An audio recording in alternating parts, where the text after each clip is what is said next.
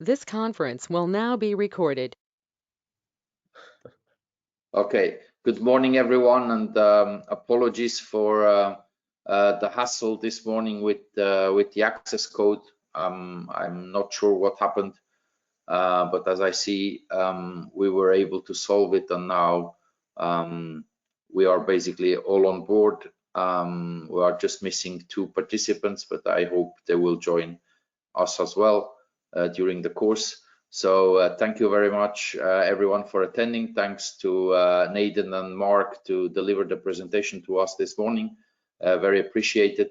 You're going to see that it's going to be very interesting because it's going to touch upon various topics, and it's going to show how Gibraltar could move forward on the topic of cannabis, having an advanced cannabis legislation, having a well-regulated sector that would become the next important economic part of the Gibraltar industry. At least that is what I hope.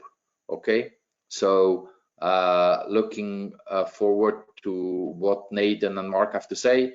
I leave them the floor. They can introduce themselves, present themselves, and I'm sure that at the end they will leave you their contact so that you have any further questions that you would ask them, or if you would want to take part in the evolution of this sector, you will be able to liaise with them, and they will be happy to answer you or to give you guidance or advice. Okay, thank you. Okay, great. I'll just good morning everyone, by the way. I'll just share the screen. Carlos, just give me a second. It's the first time doing it on this platform. Accessibility. It's telling me I need accessibility, Carlos, so I'm just gonna have to open the preferences 1 second and figure out how to do this.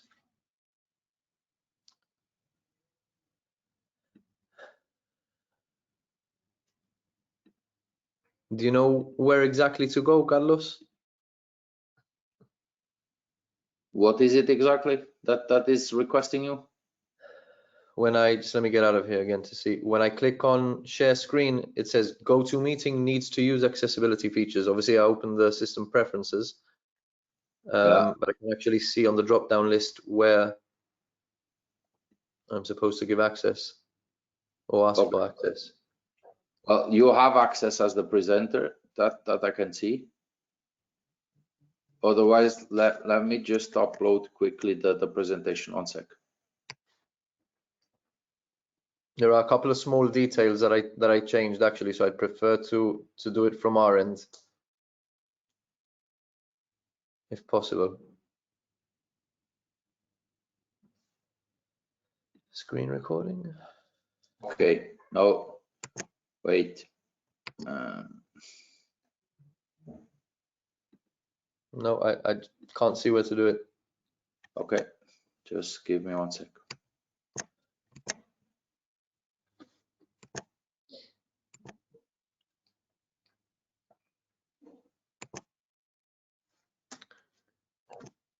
I think I've actually got another pop-up here saying that I might need to restart GoToMeeting. No, wait. Change any of the preferences. Can you try it now again? You have the presentation open in the background, yes? Yep. Okay. And can you try again to share the screen? I'm pressing on the share screen icon and I keep getting the same pop-up. Okay. Okay, then log out and log back in, please. Okay.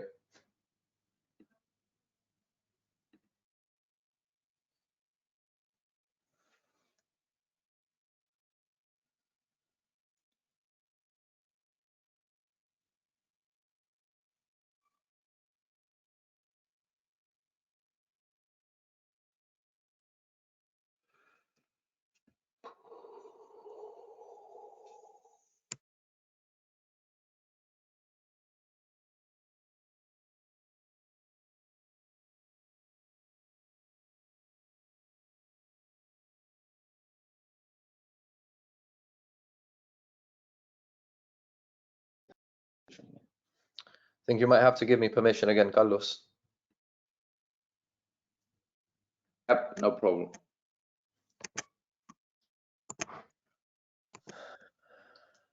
Here we go.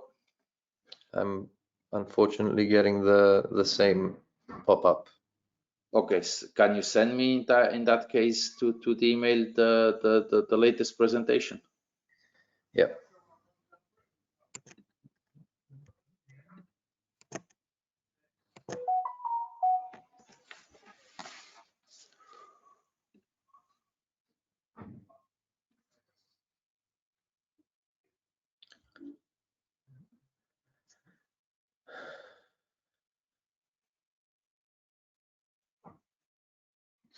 Actually, Carlos, let's just go with the one you have. I don't want to waste anybody's time any further, to be honest. It was just some minor details anyway, so it won't be an issue. Okay. I'll just say next slide when I want you to change the slide. Right.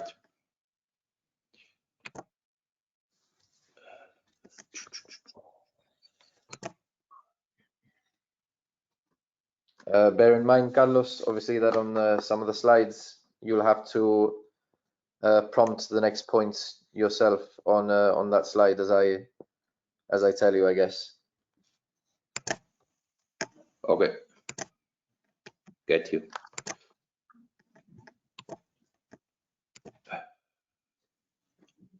Okay, can you see it? Yep.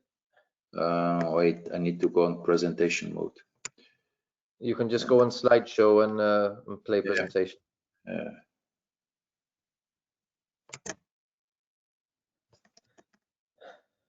Right? Yep. Good. Everybody see that just fine? I'm guessing so. Okay, you'll have to click on your spacebar or something.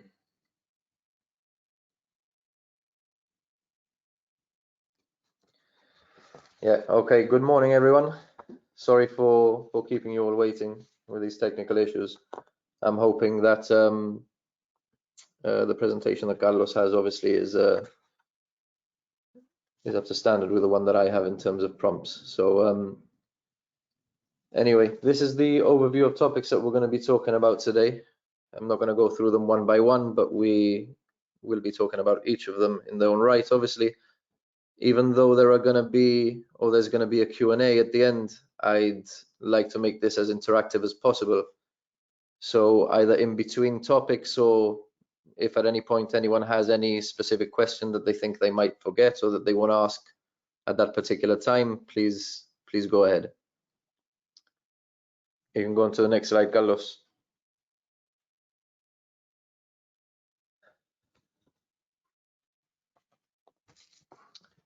You'll have to prompt the next points.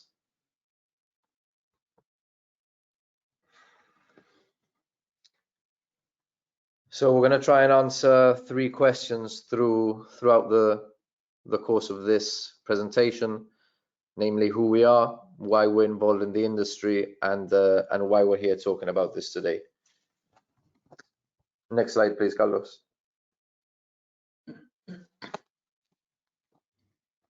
Okay, so just a quick introduction to me. Some of you may already know me, but my name is Mark Tewksbury. I'm the co-founder and the director of Hempire. I've been working in the financial services industry for actually 10 years now. I started my training in EY. I'm a chartered accountant, did my ACCA exams with them. And now I'm a statutory auditor and the co-founder of Tag Consultancy. So we provide compliance, accounting, audit, company management, and a large range of services, as some of you may know. I also provide some MLRO and directorships for token sales in Gibraltar. And yeah, my latest project is obviously Hempire, which we'll go into a little more detail very, very soon. Next slide, please, Carlos. Slightly better looking slide than the last one. So yeah, I'm also one of the co-founders of Hempire. Many of you who have been following the space in Gibraltar over the past maybe 5 to 10 years would probably recognize me. I actually founded the Medicinal Cannabis Society back in 2015 and Hemp Passion in 2017, of which we actually, I'm sure the OFT will remember, were actually granted the first license to bring in CBD products into Gibraltar at the end of 2017. And yeah, I've been involved in this space for just over 10 years now, directing operations for licensed producers in other jurisdictions aside from everything I've done in Gibraltar, but we'll get into a little bit more detail on that a little bit later on in the talk. Next slide, please, Carlos.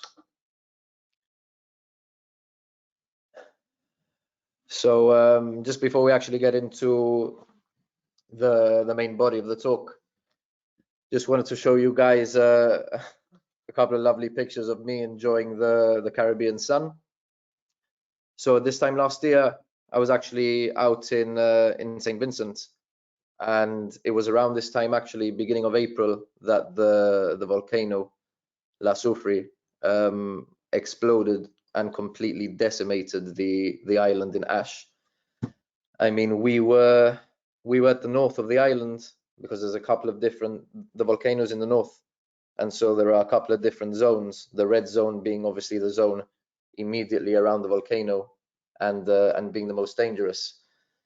And the farm was actually very close to the foot of that volcano. And as I said, agriculture, not only cannabis but general agriculture there was completely destroyed, and people actually lost a lot of their crops, lost their livelihoods.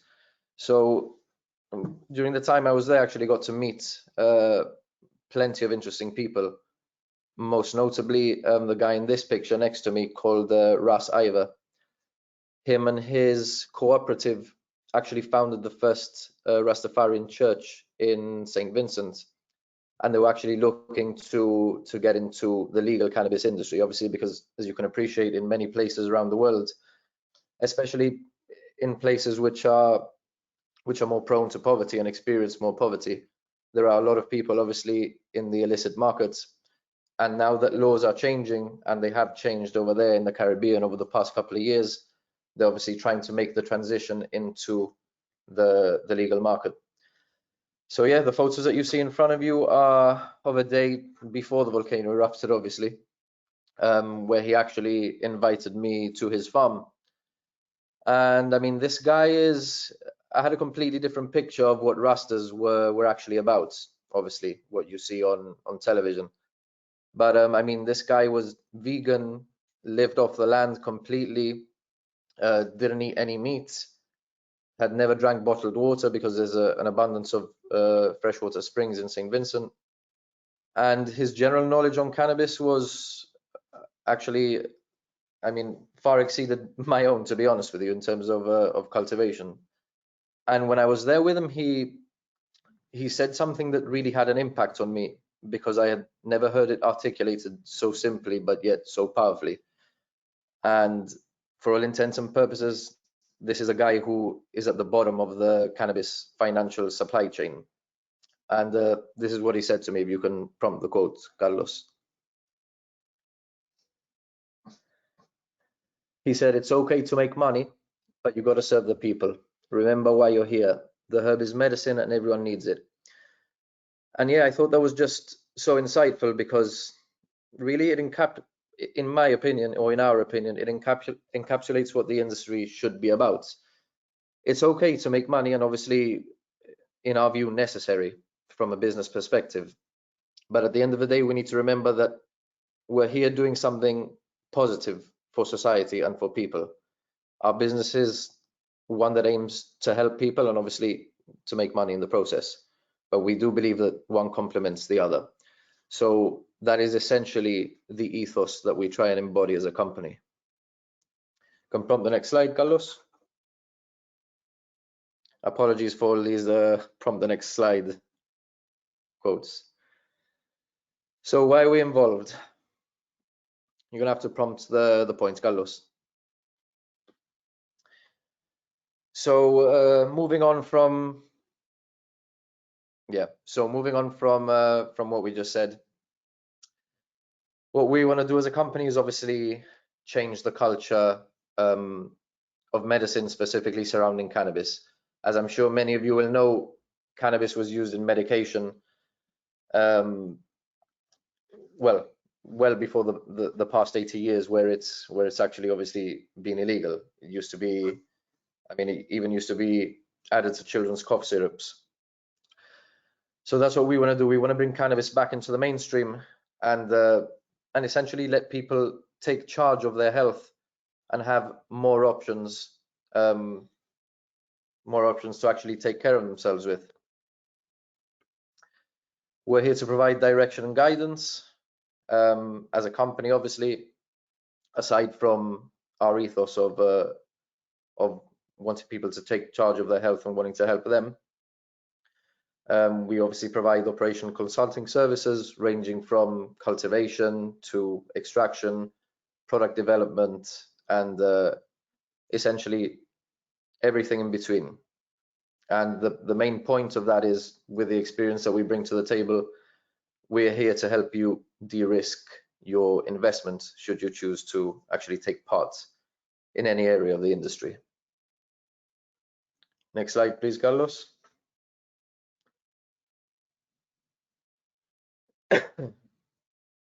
No, you went one too far. You got to go back. There we go. So why are we here today? Obviously, I mean, we've been campaigning for change in Gibraltar for quite some time now. And the reason for that is that we do believe Gibraltar has a lot to offer.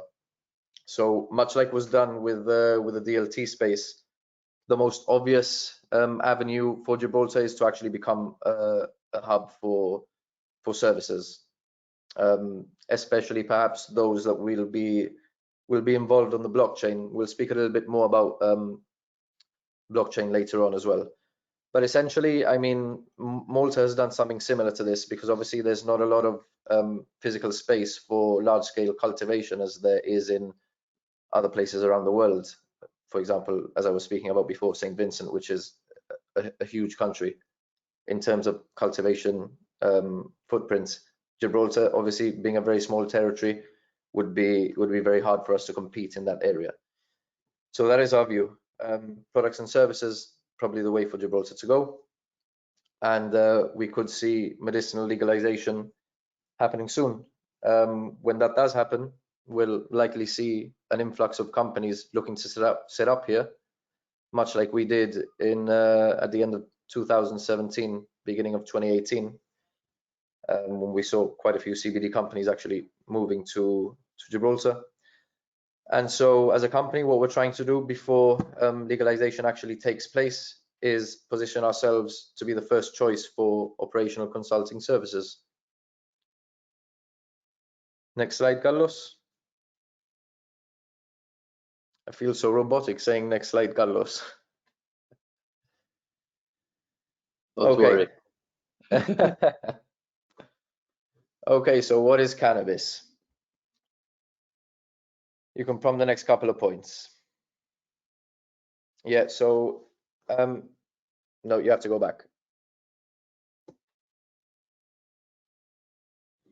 Apologies, everyone. So yeah, there are obviously many differences between different types of cannabis, and what is cannabis is a bit of a general statement. I mean, we could be here for the entire day talking about the intricacies and differences between cannabis. But for the purposes of today's talk, I really just want to concentrate on three key issues. One being the differences between cannabis subtypes, two being landraces and genetics, and three, because it's quite pertinent to CBD companies here in Europe, the different classification of hemp in Europe versus the USA. So you can go into the next one now, Carlos.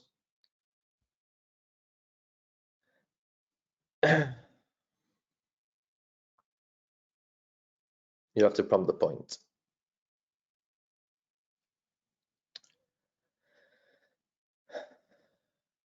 And the last one. Okay, so as you can see in the little infographic that we have here, there are three main, and I say main because there could be considered to be others.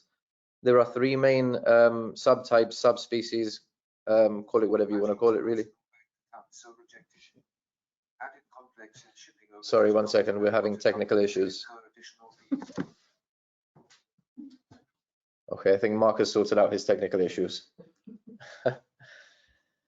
So yeah, we have three main different subtypes to cannabis, them being sativa, indica, which everyone has probably heard of, and ruderalis, which less people may have heard of, which is known as the auto-flowering variety.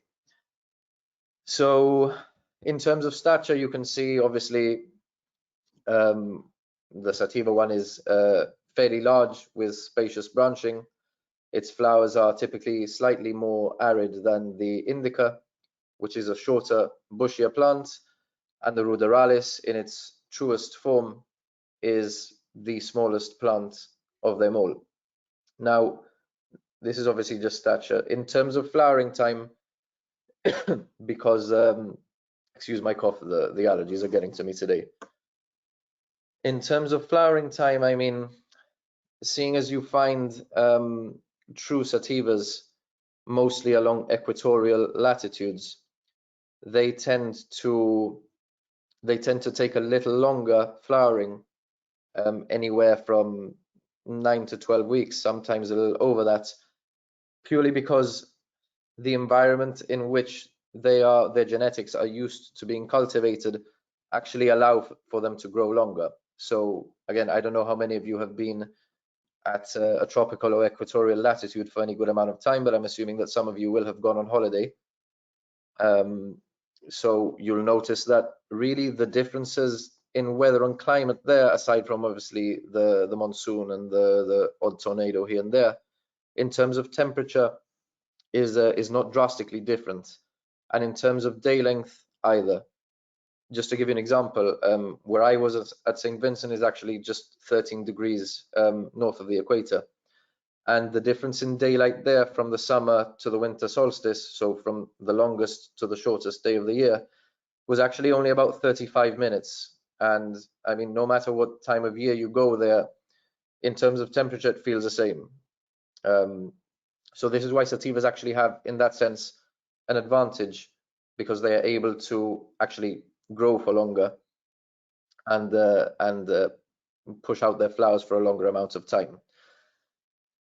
The indicas, usually prevalent to slightly more northern latitudes, therefore they're also shorter, bushier. Their flowers as well are actually more compact.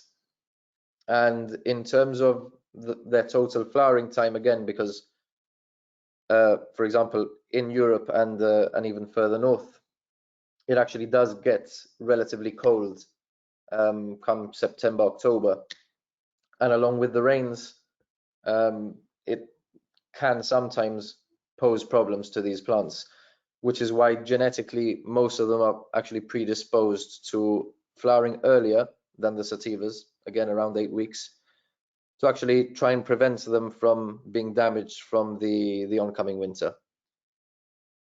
Now, the ruderalis is mostly, and I say mostly because obviously there are exceptions, mostly native to the northernmost latitudes in the world. Obviously, these places are extremely cold. Therefore, what this has genetically given rise to is this variety actually flowering independently of photoperiod, which is to say that it doesn't need the shorter oncoming winter days to actually start flowering. So, I mean, if you're, for example, cultivating this indoors, you could pretty much put it on any light schedule, and it would flower solely based on its maturity. So, at around 4 to 5 weeks, it would automatically start flowering. And lastly, cannabinoid ratio and content. For the most part, I mean, even though you can find different ratios of THC to CBD or CBD to THC, or really any ratio of any other cannabinoid. I mean, CBG is actually one that's becoming quite popular now. The sativas, because they're able to actually output their growth phase for longer, there are select varieties of which you will find both higher THC and higher CBD. But again, this is a very general statement. You can find high CBD, THC, CBG, any kind of cannabinoid in any type of these varieties. And what we also have to remember really is that nowadays it's very difficult, unless you actually go into Landraces, of which again we'll speak about in a second. It's very difficult to find a true sativa or a true indica or true ruderalis, because all of the strains that are available today publicly are usually hybrids of one of these three, or two or three of them. So for example, you could have a strain that's a 60-40 sativa indica, or 70-30 indica ruderalis, many different options. So yeah, next slide, Carlos. Sorry, Nathan. Yep. Could you quickly explain what you mean by these TLAs that you have used? TLA, sorry? 3-letter abbreviations.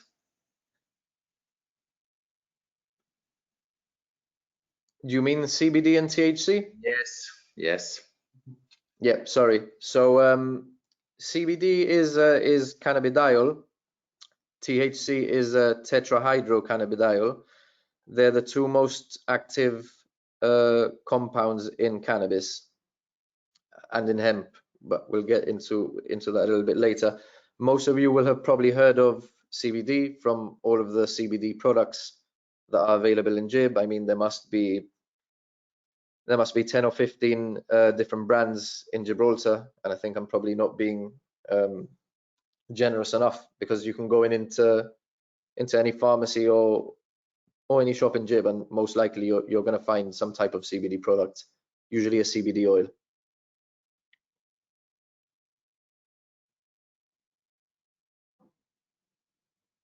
Is that fine, Carlos?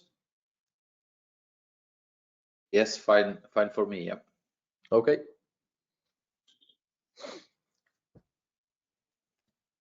So next slide. Yes, please.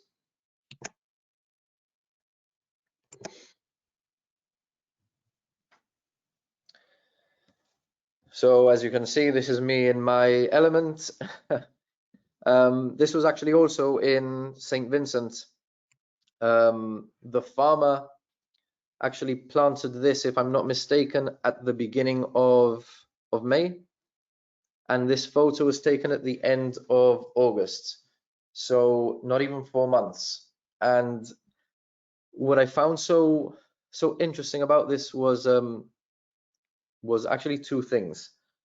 The first being obviously the stature. I mean, you can appreciate that I've been around this industry for a long time, and I've seen some fairly large plants, but not in such a short space of time. And I mean, at the peak, this one was, if I remember correctly, about 4.5 meters tall. So fairly large. And there's actually only, if you look closely, there's actually only two in the background, the one that I'm holding, and then the one behind me. It looks like there are more because they were extremely big. I mean, the farmer had done nothing to them. He just planted them there and let them grow. They're also in a greenhouse, which means that they haven't been getting any direct sunlight, which again also surprised me just because of their sheer stature. And number two, and probably more importantly, for those of you with a keen eye, you'll actually be able to see that none of them have started flowering, which is actually not typical for the end of August, especially for a sativa in the Caribbean. I mean, if you factor in that what seems to be a true sativa behind me will likely take anywhere from 10 to 12 weeks, say 12 weeks on the latter end to flower, and this was the end of August, this would have been done by the end of November. So it ties into the other point I made earlier about the differences between sativas and indicas, especially along which latitude they're cultivated, because, for example, there's no way that you would have been able to grow a plant to this stature in the UK, because it wouldn't have been able to finish at the end of November, simply because of the cold and because of the poor weather. So that just goes to show you the difference between genetics that are properly adapted to their specific environment, and moreover, they actually try and preserve the best genetic, obviously, for that region, because it's genetically what they're used to. Any questions? If not, next slide, Carlos. What is all this buzz about? If you get the right temperature and the right humidity, you can massively increase the concentration of the substances in the plant. Is that Well, right? so, yeah, of course, that is right. I mean, depending on, you were speaking about controlling humidity. Now, obviously, climate control, whether it's temperature, humidity, CO2, or any other parameter, is only something that you can control in a closed environment. That's obviously not something you could control outdoors. So you'd either have an indoor setup, or you'd cultivate in a greenhouse. Either way, it would have to be an enclosed environment for you to be able to dial in all of these parameters. I mean, we'll talk a little bit more about that later on anyway, closer to the end. But essentially, yes, you can massively increase the output of the yield of your plants by controlling different factors and different parameters in your grow. And just out of curiosity, okay, how exposed are those plants, for example, to plagues? Are they very resistant, or do they have any enemies? So to pests and diseases, you mean? pests, yes, and diseases and stuff like that. So, How resistant are they? yeah, so funny that you mentioned that. Actually wrote a report for the company I was with at the time on a couple of pests and diseases that were encountered on our farm. The thing is, wherever you cultivate in the world, you're going to encounter some general pests and some extremely annoying native pests. The Caribbean, obviously, being a very hot and humid environment year-round, is essentially a breeding ground for many different types of pests. I mean, we at the farm had a huge problem with, sorry, forgive that pop-up. We at the farm that I was at the time had a huge problem with spider mites and fungus gnats, and no matter how you try and remedy the situation, you can imagine that on a farm the size of 30 hectares. So I mean, if I think 1 hectare would be about 4 Victoria stadiums. So I mean, about over 100 Victoria stadiums, if you can imagine the sheer size of trying to control pests on a scale like that. Even if your active cultivation footprint isn't actually 30 hectares, obviously the farm within itself or in its entirety would be something that you'd have to treat, because pests obviously are not do not only congregate in one location. They obviously move around and can cause huge issues for you. So we did encounter some of that. Obviously, there are a couple of different ways to remedy that, and we tried our best. We did manage to keep most of them at bay for most of the time, but again, these are very invasive species, and on such a large scale, it's difficult to control 100% of the time.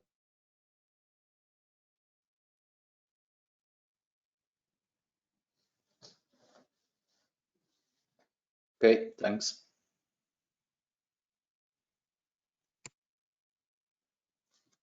Excuse me. Next slide. Yep. You can prompt the next points, Carlos. I think there should be 3 or 4 points here. Yep. No, you have to go back.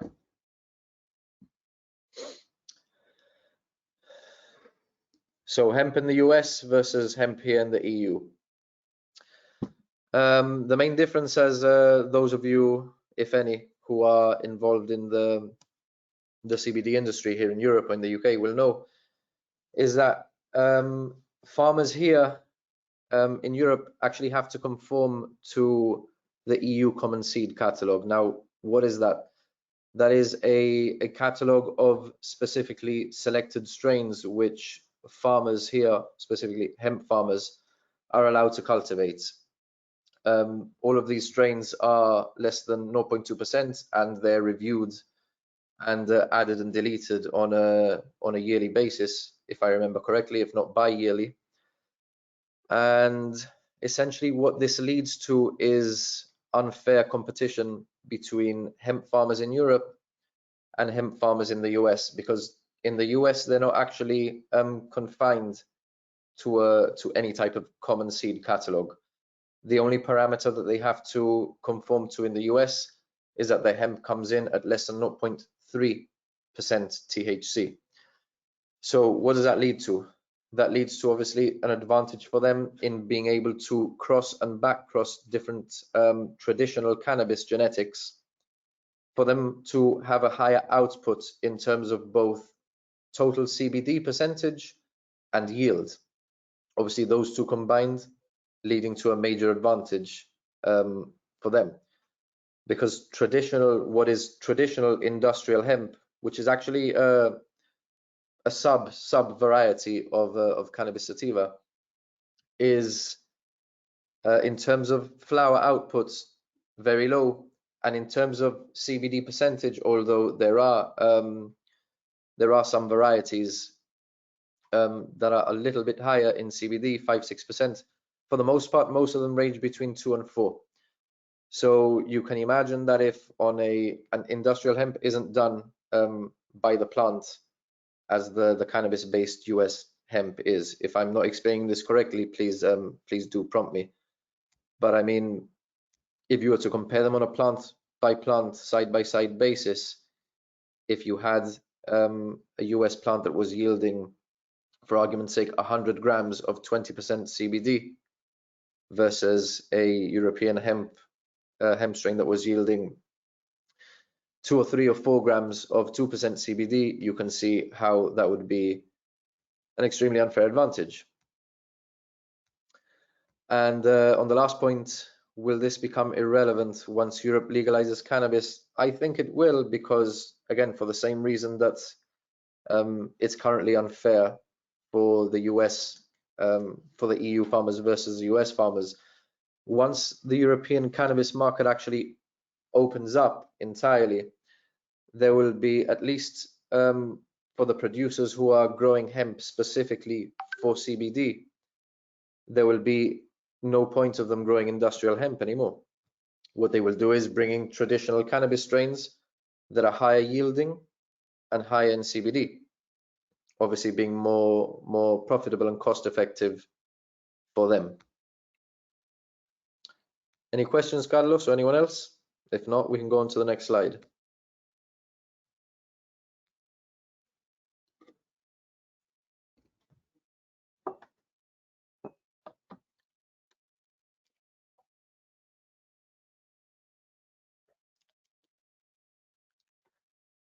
So CBD products in GIB. These are 3 topics that we're going to talk about: the legal status in GIB, which products are permitted, regulations surrounding manufacturing and testing, and novel foods in the UK and the EU. Next slide, please, Carlos. We'll get into these now.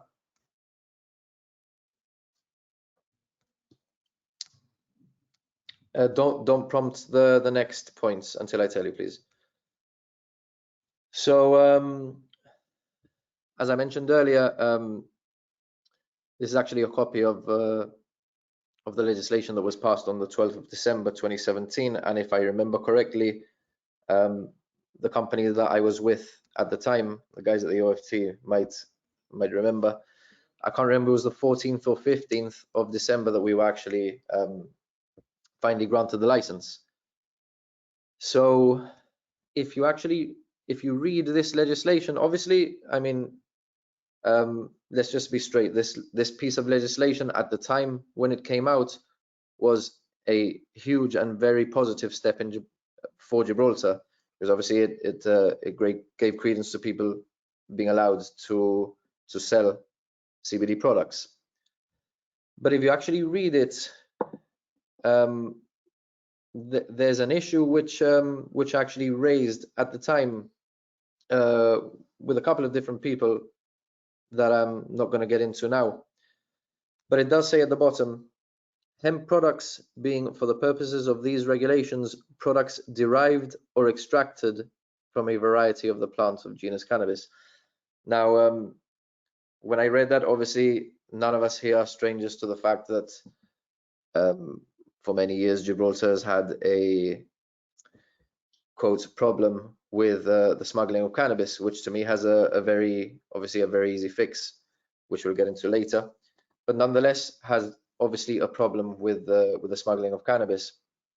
Now, this legislation being written the way it does, I said back then, would actually most likely at some point give rise to companies or individuals actually trying to bring in CBD based hash into Gibraltar, and obviously that can create a couple of issues. Come from the next point.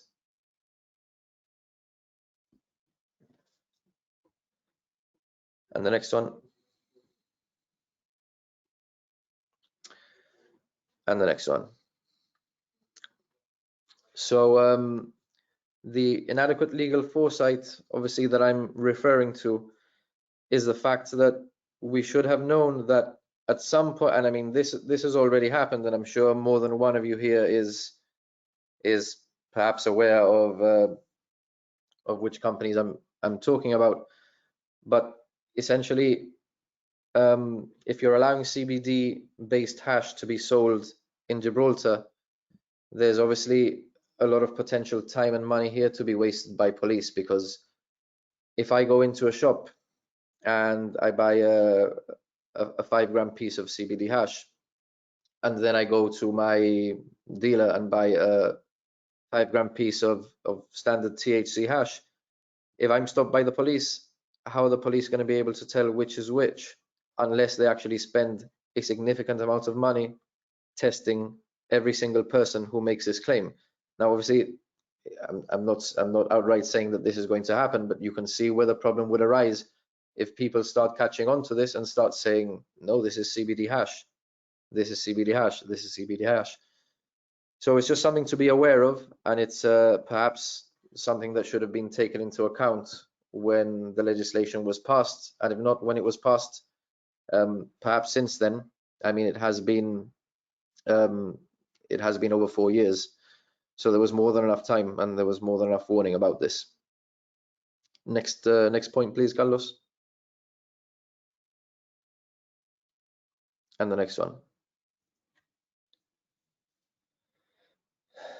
And so the point that I'm trying to make is this: if anyone here can spot the difference between which of these is CBD hash and which of these is THC hash, you'd have a keener eye than me, because I actually can't tell the difference. Next point, please.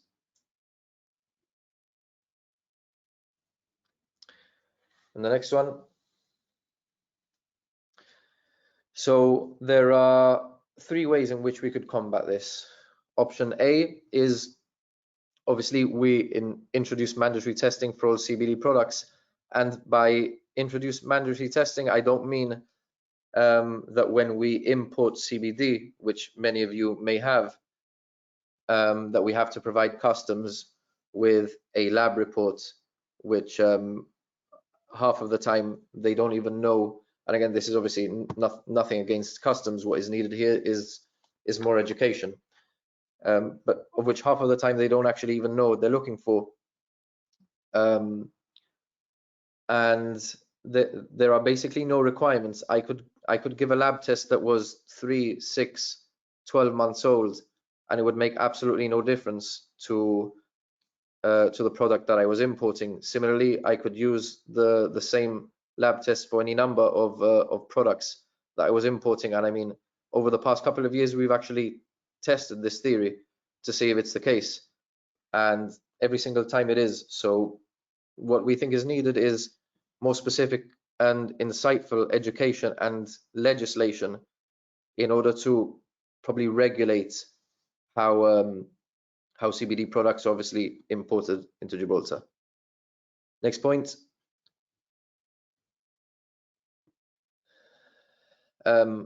Obviously, amending the actual regulations to be more specific would also be a huge help, both for the actual officials, customs, and the police, and for companies importing their products into Gibraltar, because the most important thing within the industry is that every single person and entity knows exactly where they stand. Next point, Carlos. And legalizing the personal use of cannabis up to, say, 5 or 10 grams. So I mean, for all these 3 points, if for whatever reason they didn't want to change legislation, I mean, the very least, to at least free up police time because of the potential issues that I mentioned before. And again, this hasn't been expressed in Gibraltar to its fullest potential yet, nor may it be. Again, I'm not saying that hundreds of people are going to go around claiming this, but there are already companies and individuals who have caught on to exactly what I mentioned earlier. So from a policing perspective, if you legalized the use of cannabis, again, for personal use up to 5 or 10 grams, it would then do away with this issue of the police having to test every single 1 or 2 gram or 3 gram piece of hash, spending 150 to 300 pounds per test, having to verify which is CBD, which is THC, which is legal, which isn't. It would just free up a lot of their time. Any questions? If not, we can go on to the next slide, Carlos.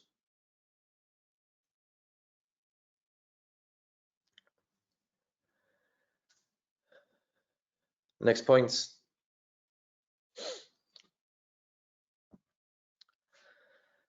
Yeah, so in terms of regulations surrounding the actual, we've spoken about testing a little bit just now, obviously.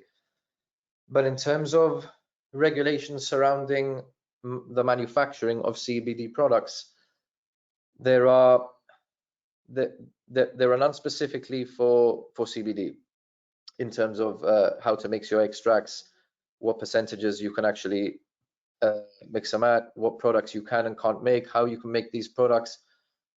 So the problems that this causes obviously is that it's, unfortunately for the consumer, creates or gives rise to companies creating CBD products which have poor quality and safety profiles. Excuse me.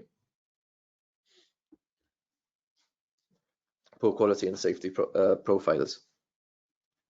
Next slide, please, Carlos. And what it leads, well, that's fine. What it leads to is consumers paying too much for their CBD, and one of the main issues is the one on this slide. So total CBD milligrams versus total extract grams. What is it? How does it work? What should you look for when you're going to buy a CBD product? First point.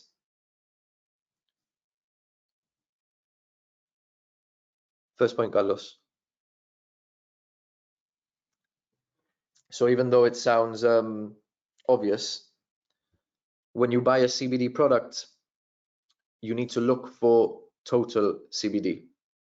Next point, Carlos. And what is the difference between extract grams and actual CBD content? So for example, there was a company, well, not a Gibraltarian based company, but there was a brand that was actually, in fact, probably the most famous CBD brand in the world. Again, some of you may know who I'm referring to.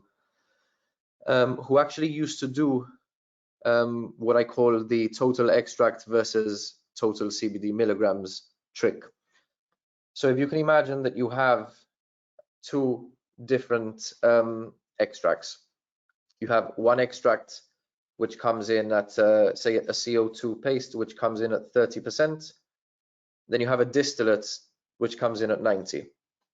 You have 1 gram of each. So in that 1 gram of each, obviously, there are 1,000 milligrams of hemp extract in each, because this is 1 gram of each extract. Now, in terms of CBD content, both of those extracts are drastically different. One of them is 30%, so we'll only have 300 milligrams of CBD, and one of them is 90%, so we'll have 900 milligrams of CBD, both of them in 1 gram. One obviously having 3 times more CBD than the other. So what this company used to do is actually market their CBD oils and products as total hemp extract milligrams. So instead of on the box writing, for example, 200, 300, 1,000 milligrams of CBD, they'd write 200, 300, 1,000 milligrams of hemp extract. Again, the problem with that is that nowhere on their labeling, packaging, website did they give consumers any information about the total amount of CBD in their products. Obviously, this creates a lot of confusion, which is already a very difficult and confusing space for people who are looking to consume CBD, especially if they never have before. And the last thing that they need are companies trying to, or what looks like to me, obviously I can't make a claim that they're trying to do this, what looks like companies trying to take advantage of the lack of knowledge generally that people have on CBD. And what ends up happening is that you're paying an exorbitant amount for what you think is a higher amount of CBD, which is actually, I mean, actually anyone's guess as to what strength CBD that hemp extract, which really the term means absolutely nothing, hemp extract, as to what CBD content it is. Next point, Carlos. So what is an extract? An extract obviously is any extracted material from either cannabis or hemp, obviously in our industry.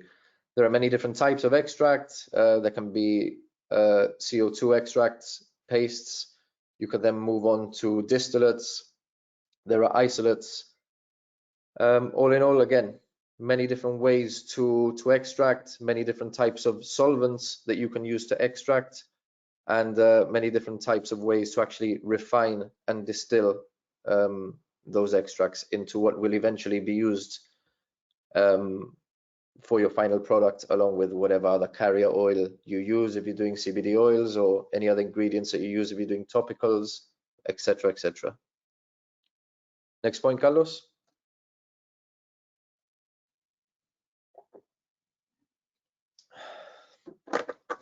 So what I just mentioned, with a very well-known international CBD company who actually had its products in Gibraltar, aside from them, are there companies in Gibraltar doing this? Excuse me. So over the past 4 or 5 years, there haven't been many, but there have at least been 2 of, as in local companies run by local Gibraltarians, doing exactly this that I know of. And it's something that I've actually brought to everyone's attention through various channels before. Next point, please. The question then becomes, are they doing this intentionally, or are they not aware that they're doing it? Because I'll give you a little example. One of the companies was actually posting that they had, I think it was 14 or 15,000 milligrams of CBD from a 9% paste in a 10 ml bottle. Now, obviously, I mean, forget the fact that it was 9%, but there's no way that you can have 15,000 milligrams of anything in a 10 ml bottle. So again, we circle back really to what is essentially needed in GIB, which is, I think, more clarity and more regulations, basically, to be able to tell people exactly where they stand and exactly how they should be carrying out these tasks. Next point, please, Carlos, unless there are any questions.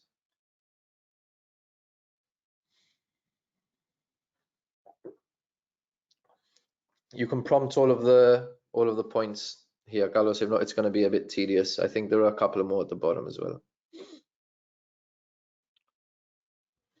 So I'm sure that many of you over the past year or two have heard about novel foods. CBD was actually included on that list a couple of years ago. I mean, there's been quite a big debate in the industry over the past couple of years, especially with a lot of the big agencies. I mean, we ourselves form part of the European Industrial Hemp Association, which is basically an association of companies looking to actually make a change in the industry. So from that perspective, we were actually trying to fight this in a sense, but unfortunately, it was actually included as a novel food in 2019, although the UK actually the only, as it says here, the only country to actually, for the time being at least, enforce this. And their deadline for companies was actually the 31st of March last year.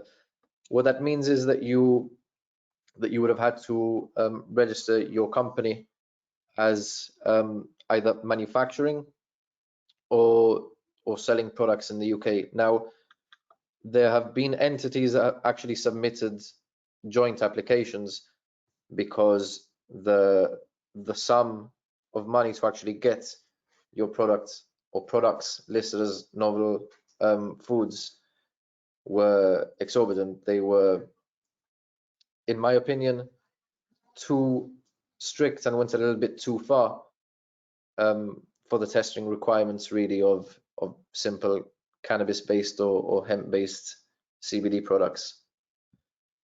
So really we move on to the next question of, should CBD or any cannabis product really be considered a novel food? What a novel food is obviously is food that wasn't used in the widespread in the European Union before a certain date. Forget the actual year. But I mean, cannabis has been used in the European Union both as a food, as an extracted product for, I mean, well over 100 years now. So in our opinion, it being listed as a novel food is counterintuitive and counterproductive, and this was made clear to the regulators as well. Unfortunately, they decided not to listen to the many associations in the industry, and I mean, as many in the UK as there were in Europe, and they decided to move on with this anyway. You can prompt the next slide, Carlos. The next point, sorry. But as yep, okay. But will this become obsolete in future? Again, as I mentioned earlier, the regulations in Europe surrounding the farming of hemp are so strict, really, and unfair to the farmers here in Europe. And in terms of CBD from hemp being listed as a novel food, really, once cannabis is fully legalized across the union, there's going to be no point of I mean, unless you're growing hemp obviously for fiber or for seed or for something else, not inclusive of CBD, of just trying to extract CBD. People will just be doing it from cannabis because it's obviously much more cost effective and productive for them.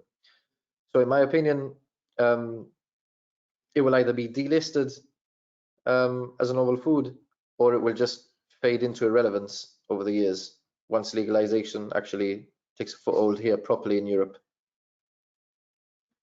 If there are no questions, next slide. Well, I can somehow understand why they would why they did that, because No one can. I mean all the homeopathic products have been listed as food supplements in most of the European countries.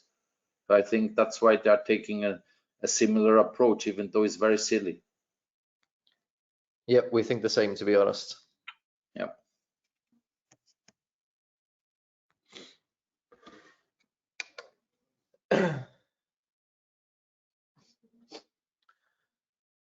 So just quickly, the Medicinal Cannabis Act last year, which I'm sure some of you have either heard of, read, or both. You can prompt the next couple of points, Carlos.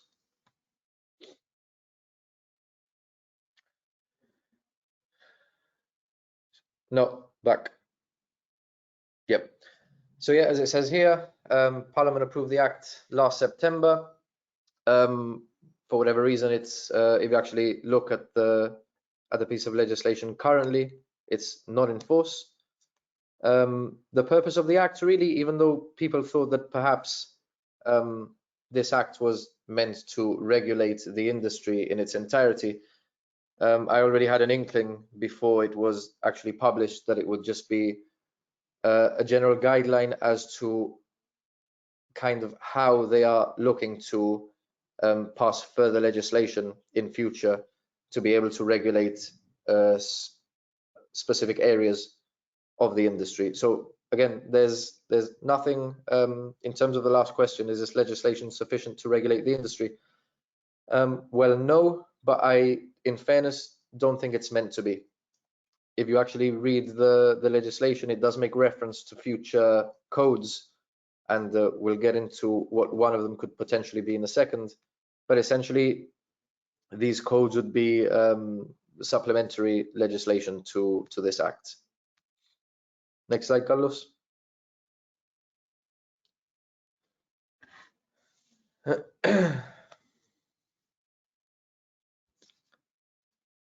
No, you can go back. We doing okay for time, Carlos, on your end, or? Yes. Okay, because there's still a few slides left. Okay, no problem. Okay, so the Cannabis Commission, what is it? What should it look to achieve, and who should form part of it? So the Cannabis Commission should be responsible really for the technological infrastructure and or for the setup of the technological infrastructure and everything to do with operations. So including everything to do with procedures and documentation. Again, it depends on how the government really is gonna or is thinking of structuring this, but essentially they would be responsible for overseeing and again perhaps actually implementing and providing a framework for everything. And I mean, just to give you an idea here, standard operating procedures and how these would apply to different types of license holders, GACP and GMP requirements, and mock and even real audits and accreditation by relevant providers. We'll actually get into one or two details about GMP in a second. Other things like seed to sale software and hardware, including which providers would be best suited for operations in Gibraltar, active training on software, centralized government databases, etc. Many different options.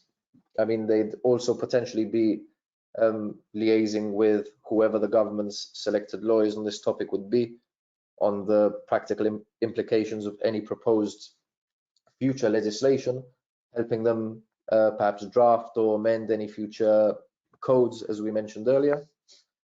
They'd probably also oversee the entire licensing process in terms of actually vetting applicants as well. Excuse me. They'd also, to a point, have to ensure that applicants actually understand all relevant legislation and standards which they need to adhere to before granting them the license, and really they should be there to provide advice and guidance to applicants. So essentially, in trying to answer those three questions, the Cannabis Commission is going to be, I don't know if the OFT will like me saying this, but the Cannabis Commission will be like, or should, in our opinion, be like the OFT for cannabis.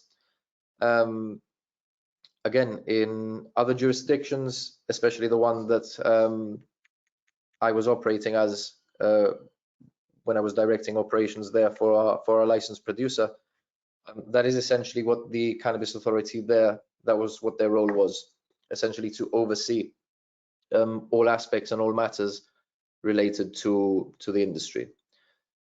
So what it should look to achieve is essentially all of the points I just mentioned, and who should form parts of it. Now, obviously, there needs to be different expertise, in our opinion, brought to the table for the Commission, because the role of the Commission, essentially, aside from the points I've just mentioned, is to provide the best guidance and advice to not only those who are looking to set up in Gibraltar, but companies who are, well, in future at that time already set up here. So to some degree, even though again there will be different faces with different experience on that commission, for example, it would be good to have a doctor and a pharmacist there for obvious reasons, but I think the main expertise that we should look to have in the commission are people who have some sort of operational experience within the cannabis industry, because again, when future applicants come and want to know what type of operations they can undertake in GIB, what they can do, what they can develop, etc., etc., there needs to be insightful and practical advice given to them by people who have seen all of these issues happen before in other up-and-coming jurisdictions. So that's just something to consider about the potential Cannabis Commission. Obviously, the Cannabis Commission, even though it's not very much spoken about, is actually something that was mentioned in the Medicinal Cannabis Act last year, which is why I thought it might be interesting to bring up. So if there are no questions, we'll move on to the next slide.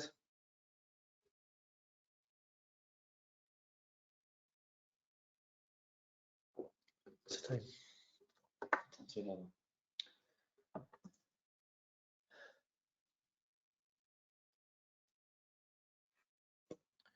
So the Compliance Standards Code. As I mentioned before, there will likely be some more than one set of supplementary legislation to the Act whenever the Act actually comes in force, if that Act comes into force. So the most important one from our perspective is, or will likely be, the Compliance Standards Code, or the Standards and Compliance Code, call it whatever you will, which essentially, as my lovely second point says here, will describe all of the necessary framework for cannabis operations. So that is inclusive of everything. So from seed to sale, harvest, what type of SOPs you'd have to implement, what type of standards you'd have to adhere to, whether it be GACP, GMP, etc., etc. Essentially, an entire framework of how to operate as a company within the industry for any type of licensable activity. And can we afford to do without it? Well, in my opinion, either, again, once the Act is passed, we either pass a supplementary code to do with compliance standards, and we are very specific with companies on what they can and cannot do in Gibraltar, because the Act isn't actually specific operationally. Either that, or we just don't move forward with cannabis legislation at all, because I can't see how companies would either be looking to operate in the space or able to operate in the space without clear direction from the government or at that time, hopefully, the Cannabis Commission themselves. And in other jurisdictions, this is essentially exactly what happens. They have an authority or a commission specifically to do with cannabis, and they pass all of the supplementary codes or legislation to the initial act. So again, so that companies know exactly where they stand and exactly what they can and cannot do. Next slide, please, Carlos. So for those of you actually interested in a more in-depth dive, just because I didn't even realize it was 5 to 11 already. For those of you interested in more in-depth detail about the difference between GMP and GACP, we actually wrote a fairly detailed article on this that's on our website. So I'd invite you to go on there. I'll leave the link to our website at the end. Invite you to go on there and have a read. Some other interesting articles too that may interest you. But essentially, as it says here, whether it's GMP or GACP, the point obviously is to ensure quality. GACP, which is good agricultural and collection practices, has to do with every process basically up until you harvest your plants. And GMP, which is good manufacturing processes, as the name implies, relates to every process after harvest, so in the actual manufacturing process. There can be an overlap of the two, most notably during the harvest and drying cycle. But again, these are very intricate details. Essentially, what you need to know, it's a way of ensuring quality. If you do want to know more on this subject, again, we've got a very interesting article on our website that we wrote, so you're more than free to go on there and have a read. Next slide, Carlos. I'm going to take a breather now, and Mark's going to take over this one from seed to sale. So I'm just going to go and talk a little bit about this very quickly because I'm quite conscious of time. So I'm sure we've all heard of what the blockchain is by now. You can prompt all the points, Carlos, on this page. So how could the blockchain help along the value chain? How can it help in general provide comfort and security, transparency of information? So as Nathan mentioned before, SOPs, these stand for Standard Operating Procedures. We could use the blockchain to identify the product origin, to ensure compliance, to track information from the origin of actually growing the plant to actually selling it, so seed to sale, location tracking. How could this all be implemented in the blockchain? How could the transaction fees be paid for using the blockchain? These are all potential questions that arise, but from questions, generally solutions come about as well. Next slide, Carlos. Quick mention on the banking industry and the banking for the cannabis industry. So one slide behind there. Yeah. So in general, I think we all know that obtain a bank account for high risk products, and cannabis is considered to be a high risk product, is hard in general. And it's not just the fronting bank that causes the issues. It's in many instances it's the correspondent banks that work in as part of the network. So there are solutions available, but none of them are ideal at the moment, or there are very few solutions. So some banks don't operate in this space, so we have to go to payment providers or entities with e-money licenses. In some instances, these only provide 1 or 2 currencies available, so maybe just GBP or just Euro, meaning that they only allow for the faster payment system or the SEPA. Sometimes it's the opposite way, they only allow for SWIFT. But all of these are mediocre solutions, and supply of banking solutions is low in general. So when supply is low, price obviously goes up as well. So in many instances as well, you may have to make a payment to another country, say China. And if you only have access to a faster or a SEPA method of payment, then how do you pay China? you end up having to pay through your own personal bank account. But sometimes cross-border payments require the matching invoice. So if you're paying from a personal bank account that's not in the name of the company that has the invoice, the company's not named on the invoice, they might not accept the payment. So again, causes delays. The message here, there's no ideal or perfect solution at the moment. But as the industry does mature over time, we do expect the appetite for opening bank accounts for the industry to get easier and cheaper. Another issue that we encountered, as we've got a small CBD product line, is payment providers and merchants linked to the website if you want to receive payments. So again, the appetite is quite low at the moment, so you have to run through a large amount of payment providers and merchants to see who's willing to provide the services for CBD-based businesses, and obviously cannabis-based businesses in hopefully the near future.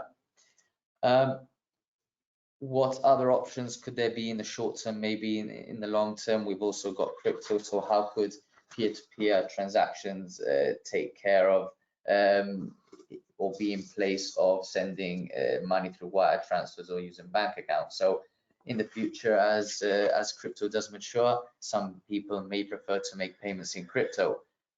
People may want to self-custody their funds in crypto rather than hold it in bank accounts. So there are different models and different ideas that may come to happen in the future, but it'll be exciting to see where we go. All right, Carlos, I'm just going to try and get through the last couple of slides quickly because I'm quite conscious that we've already gone over our time quite significantly. The good thing is as well that who has to leave can leave. We are recording the session anyway, so they could then catch up. Okay, perfect. Last minute. Okay. All right, so you can prompt the points on this slide.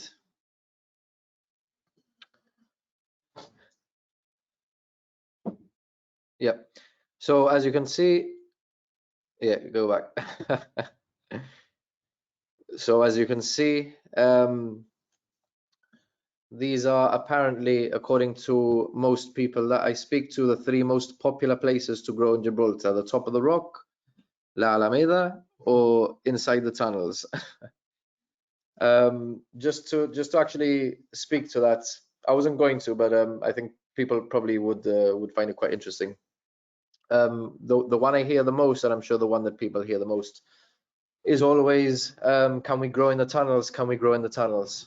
Now, it's not that you can't grow inside of these tunnels. I mean, I've actually been taken into one set of tunnels, which a potential client at the time actually wanted us to assess and wanted us to basically establish whether or not it would be profitable for them to cultivate in the tunnels. Now, the problem with the tunnels is most of them, obviously there are some which have been very well renovated, but the problem obviously is that it may rain in November and the water may come through in January. So there's a lot of leeway there. These caves are, I mean, depending on which one you get, fairly large, extremely humid, and extremely wet. I mean, I've seen a couple of different species of mold just within the first 100 meters of the cave that I was taken into. So the investment to just get a, for example, 500 square meter tunnel up to par to start actually bringing in your equipment is fairly significant, and really operationally, in terms of a from a cost analysis perspective, really it makes no sense in spending so much money trying to renovate a tunnel when you could just hire out a building and do the exact same type of climate controlled cultivation in there. So yeah, just thought I'd mention that. I suppose a lot of a factor there is maybe the security that comes with having it in a tunnel. Obviously less accessible to the public and more protected from other factors. Mm-hmm. And just another quick point on setting up operations in Gibraltar. I mean, we, at least as Hempire, or encouraging anyone who we might work with in the future, the way we like to operate is we would like to bring in as many of the principles from the regulated industry into obviously this infant one. At the end of the day, we do want to protect the reputation of Gibraltar. We do want to foster innovation, and we want to do things correctly. We do want to implement the appropriate corporate governance structures, the principles, the standard principles that we've all heard of. The mind and management, obviously, for most of us in Gibraltar is a given. But the 4 eyes review principle, making sure decisions go through at least 2 people, setting up the appropriate risk management frameworks, risk registers. It's about making the business sustainable over the long term, making sure we apply APOCA and AML where relevant, making sure we have the right functions, operations, accounting, admin, working in unison, really, and creating wealth and job creation in Gibraltar as a whole. Basically, yeah. So I mean, going back to actually answering these questions specifically. So in terms of what type of operations you'd want to undertake in Gibraltar, I mean, there are many. Obviously, you don't have to go through the entire process of seed to sale. You could just do cultivation, you could just do extraction, you could just do distillation, you could just do product development, or you could do all of the above. In my opinion, obviously, after seeing the setup and overseeing the setup of a couple of companies, I mean, the more of the supply chain that you can control, so the more vertically integrated you can be, obviously, the better. However, having said that, obviously, there's a significantly larger investment that comes along with that. Not to mention the fact that you'll need a more well-rounded expert team to obviously be able to undertake every single process within the industry, because it's not just that you're doing one value-added process, for example, which could be extraction or distillation. Now it's that you're doing the entire process from start to finish. And so how to maximize spatial constraints for cultivation, if that's what you want to do. Again, I was going to get more into this, but I'll just give you the quick rundown. In Gibraltar, as we've said, large-scale outdoor agriculture is clearly not a possibility. So really, the 2 ways to take advantage of the spatial constraints really that we have in Gibraltar are both vertical farming and hydroponics. I mean, there are an abundance of very good technological companies in Europe that are offering, I mean, cutting-edge solutions to a lot of these problems. So essentially, that would be how you'd get around it. If, again, moving on to the next question, if that's even what you want to do, because it's not that you have to control as I said, the entire supply chain. It's that you have to select what you want to do, what is best for you as a company. Next slide, please, Carlos.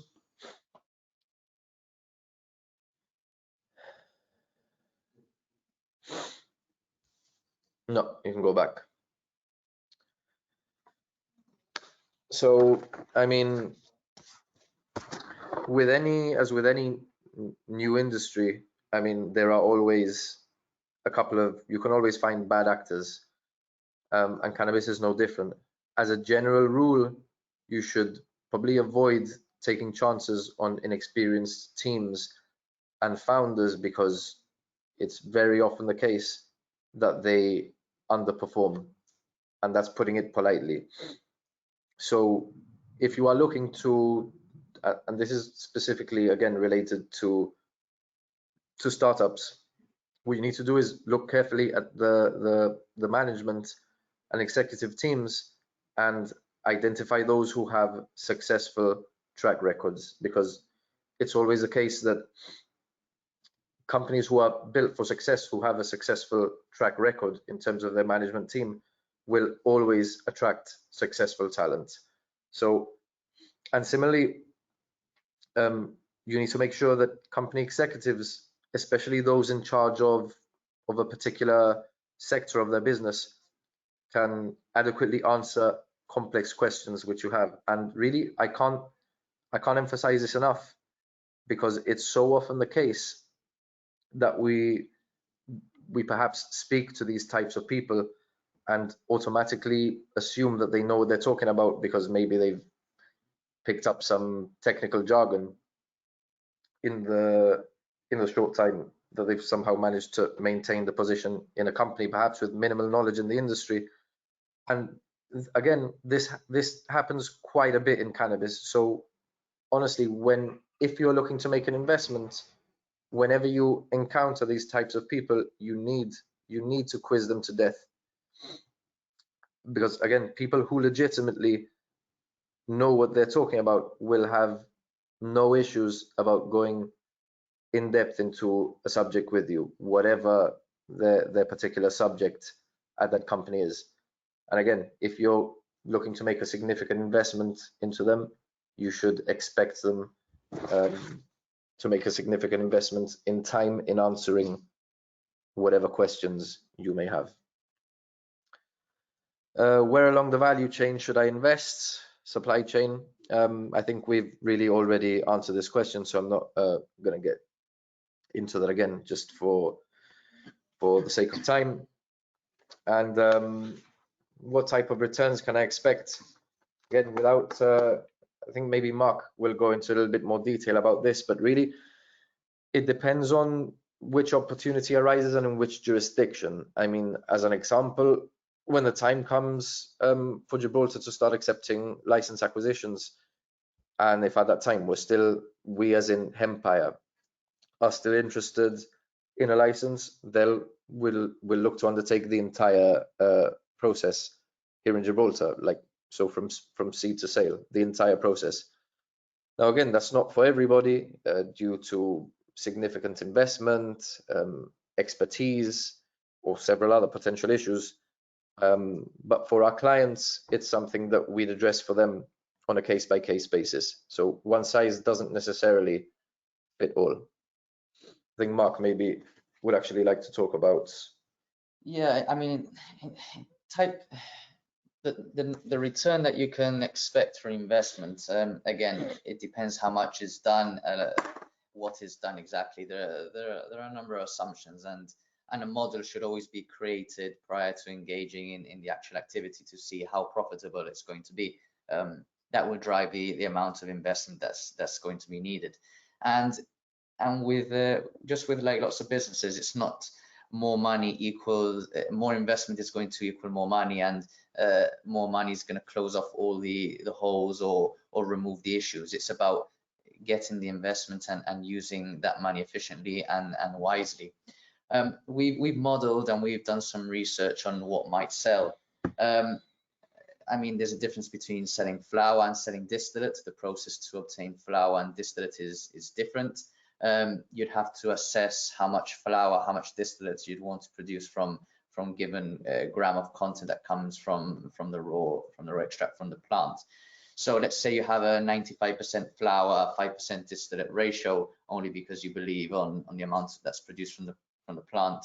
The flour is going to give you the most revenue. We've done some research and we believe that CBG and THC is probably what sells for the best, the most bang for your buck. We've calculated that CBG can sell for up to £4.50 per gram, and THC for about £3.50. You'd have to assess how much CBG and THC, what the ratio you'd like to produce for that. Obviously, CBG being higher priced, but maybe a slightly less demand in the market for than THC. You'd have to see how much floor space you want to use. What's the size of your facility? How you're going to grow it? Obviously, in Gibraltar, you can't really quite grow. Constrained, yeah. It's constrained. You can't really grow outdoors in the traditional sense when you think growing the plants. So you'd have to grow it like Nathan said, in the tunnels or a greenhouse or something in a controlled environment. But because you can control it, you can control the parameters, you can probably increase the efficiency and the output by quite a bit more. So let's say in a 450 meters squared facility, which can be found in Gibraltar, and even more so if you start stacking up in terms of floors, you can bring out more 450 meter squared facilities or areas out of that. But from a single 450 meter squared facility, you can bring out about a ton. So if you a ton of flour. A ton of flour, correct. And if you're selling it for between £3.50 and £4.50 per gram, you could be looking at revenues there for about 4 million potentially. Obviously, it's about finding the buyer, but that's what you're looking at. And in terms of the costs in producing all of that, we reckon it will be in the region of between 1.5 and 2. So there is definitely margin there to play with. Obviously provisions for errors in the first stages, and probably more capital expenditures to be incurred in the first year upon the setup, but that's recovered upon when you use the same facility year on year after that. So it can become a little bit complex if you look at it from either a cash flow perspective or from a traditional P&L perspective. But the margins are definitely there, and if done properly, the return on investment is definitely to be made. All right, Carlos, you can go to the last one. We'll just get through this one quickly. I believe this is the last slide, if not the second last. Okay, there are then a couple of questions in the chat that you can have a look in the meantime. Where's the chat? Can't see that. It's the little bubble. Is it this? Yeah. My chat is blank. Did the messages come through prior to us relogging in? Okay. Maybe that's don't worry. Then I ask the questions. How do they see the jurisdictions developing in terms of models? Do you think Gibraltar will follow a US-Canada model of sales, or more like the UK for medicinal cannabis, such as medical cards, etc.? So in terms of models, I'm assuming that whoever asked the question means surrounding patients. The last slide is actually about patient access, funnily enough. Okay, so shall I move to the next slide and then you answer the question later? You can do, yeah.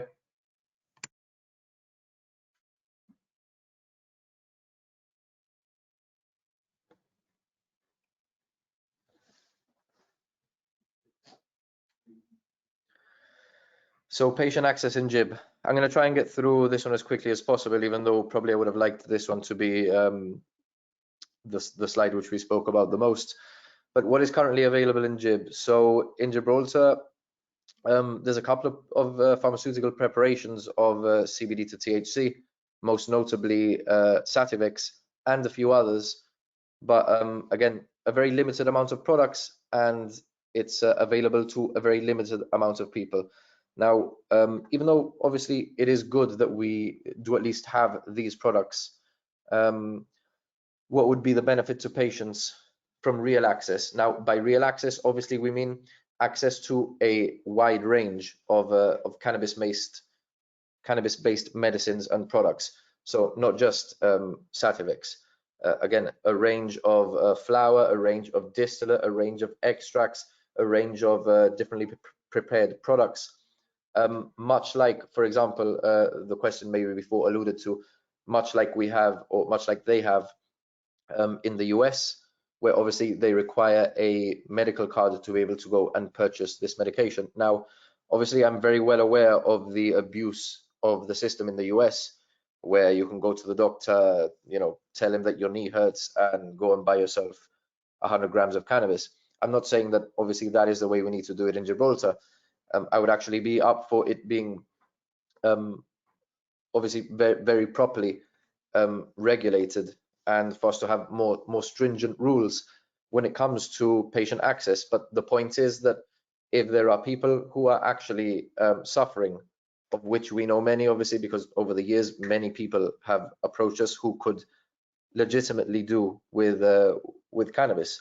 And I mean, we're talking of everything from more severe ailments, like, for example, multiple sclerosis, cancer, autism, to people who are suffering from depression and anxiety, because I mean, it's become very popular over the past couple of years talking about mental health, and should have probably become popular a lot sooner than that. But these are also legitimate problems that some people find cannabis helps them with. So point being that I don't believe, or we don't believe as a company, that there should be any restriction to people on what cannabis or cannabis-based products or cannabis-based medicines, whatever form that takes, what products they should be able to choose if those products legitimately help them with whatever issue they're trying to face, whether mental or physical.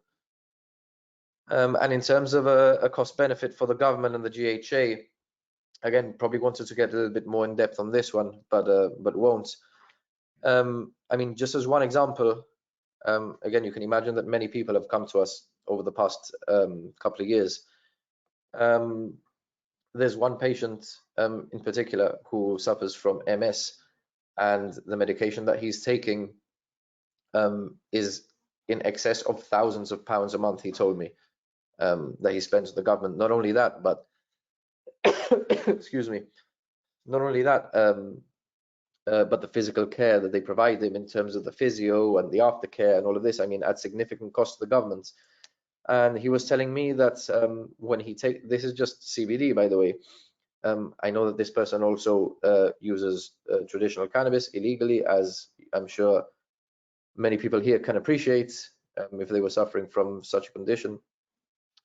And even with just our CBD, they're seeing significant improvements to their health. I mean, even in terms of being able to walk, overall pain, bowel movements. I mean, these may sound like relatively trivial issues to us, but I'm not talking about these issues in a trivial sense. I'm talking about these issues, obviously, from this person's perspective as an extreme issue that they're experiencing on a daily basis. So we'll see how the government here go about actually regulating the industry in terms of patient access. But I would hope that we'd have the foresight to understand that we obviously do need to regulate the industry to a point where there is no, or there is little abuse of the system, because being absolute in a sense is always very hard. But we also have to recognize that it is 2022. The world, I mean, Europe and the US, especially US and Canada, who have already moved forward far beyond us. The world is moving forward, and we need to provide patients with access to cannabis, because at this point, really, I mean, at least in my personal view, becoming unethical. So yeah, I think that's the end of the presentation, Carlos. I think there may have been one more slide, I can't remember, but I think this might be it. Yeah, that was it. So I'd like to thank everyone very much for listening to us talk for well over an hour. If there are any questions that you have, you can put them in the chat, or if not, I mean, feel free to shoot us an email, and we'll get back to you with anything you want to know. Thank you. Thanks. Perfect. I would like to thank you both for the very interesting presentation. I mean, those are very important points. They need to be discussed. You know, as head of GACO, I obviously appreciate the compliance angle to it, but as you have explained, you are tackling the issues in a very sensitive manner. So to me, everything makes sense. You know, combining, for example, the blockchain to make everything traceable from seed to the delivery of the end product, ensuring as well the sources, the quality of the product and everything, which is very important. Makes sense as well to have ancillary regulations or guidance to the act that is proposed. Actually, I'm surprised why it was not enforced, but that's not a question for me to answer. Then what you mentioned as well about the commission, that makes sense to have a sounding board, a panel of specialists that know what it is about, and to decide on those important things. And yeah, I mean, in the past, there were people arguing about gaming, about DLT, and that it was unregulated and that it was a risk and a danger. And Gibraltar has proven that we can regulate those things in a sensible manner and make it work. So there is no reason to not regulate cannabis and make it work in a sensible manner. But again, that's my opinion. Without getting too political, I'm libertarian politically, so I agree with everything that you've said. Okay. Are there any questions from the audience? I mean, I put you the questions forward, Nathan, but I think you have answered them. Yep. But are there any other questions from the audience right now that you would want to ask?